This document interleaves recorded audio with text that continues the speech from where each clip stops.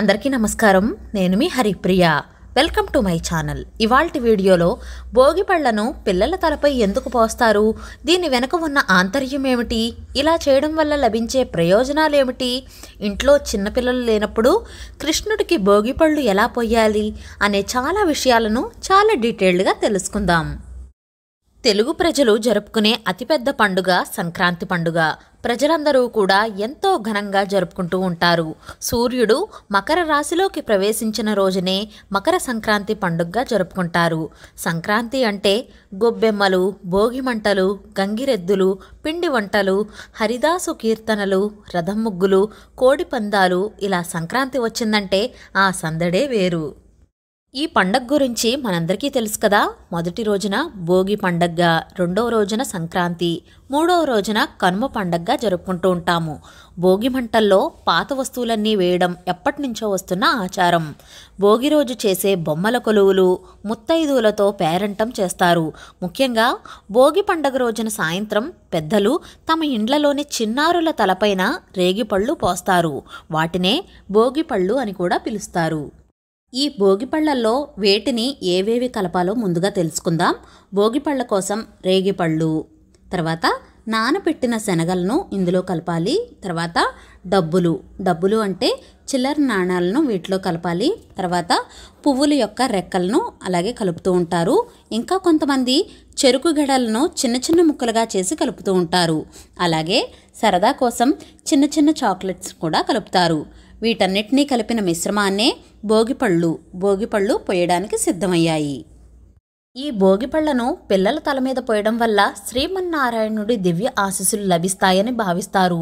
భోగిపళ్లను పోయడం వల్ల పిల్లల మీద ఉన్న చెడు దృష్టి తొలగిపోతుంది. తలపై భాగంలో బ్రహ్మరంధ్రం ఉంటుంది.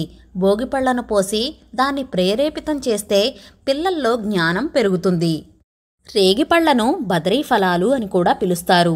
శివుణ్ణి ప్రసన్నం చేసుకోవడానికి నరనారాయణులు బదరికావనంలో ఘోర తపస్సు చేశారట.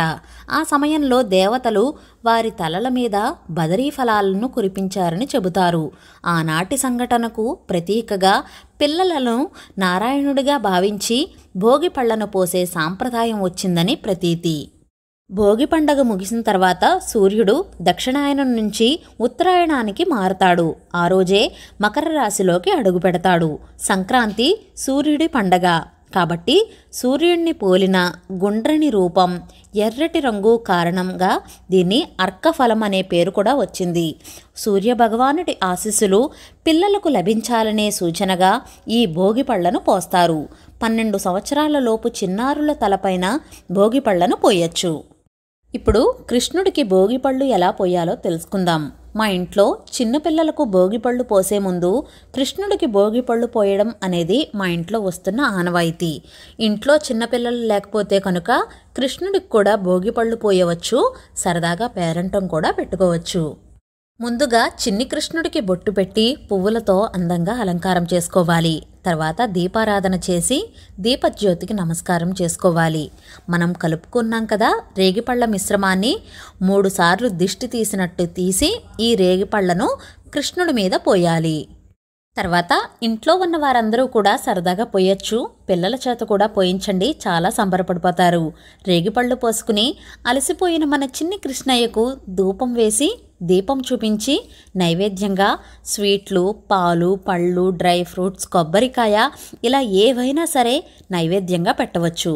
తర్వాత చిన్ని కృష్ణయ్యకు కర్పూర హారతి ఇవ్వాలి లేదా పంచహారతిని ఇచ్చి స్వామికి సమర్పించాలి. ఈ విధంగా సరదాగా కృష్ణుడికి భోగిపళ్ళు పోసి పేరంటం కూడా పెట్టుకోవచ్చు. ఒకవేళ చిన్నపిల్లలకు పోసినప్పుడు కొత్త బట్టలు వేసి పిల్లలకు భోగిపళ్ళు పోసి హారతి ఇవ్వాలి. ఈ విధంగా భోగిపళ్లను పొయ్యాలి. తెలిసాయి కదండి భోగిపళ్ళు ఎలా పొయ్యాలి, దీని వెనక ఉన్న ఆంతర్యం ఏమిటి, చిన్ని కృష్ణుడికి ఎలా పొయ్యాలి అనే విషయాలన్నీ కూడా చాలా డీటెయిల్డ్గా తెలుసుకున్నాం కదా.